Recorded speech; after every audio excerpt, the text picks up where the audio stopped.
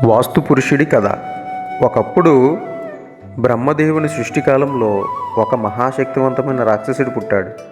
అతడు పెరిగి పెరిగి భూమి, ఆకాశం, దిక్కులన్నింటినీ కంపించేసేంత పెద్దవాడయ్యాడు. దేవతలందరూ భయపడిపోయారు. అతని ఆకలి తీరకుండా సృష్టిని మింగేస్తానని అతడు హెచ్చరించాడు. దేవతలందరూ కలిసి బ్రహ్మదేవుణ్ణి ఆశ్రయించారు. బ్రహ్మ, విష్ణువు, శివులు మరియు ఇతర దేవతలు కలిసి ఆ రాక్షసుణ్ణి భూమిపై పడవేసి అదుపులోకి తెచ్చారు. ప్రతి దేవత అతని శరీరంలోని ఒక భాగంపై కూర్చున్నారు. తప్పు తెలుసుకున్న ఆ రాక్షసుడు దేవతలను క్షమాపణ కోరాడు.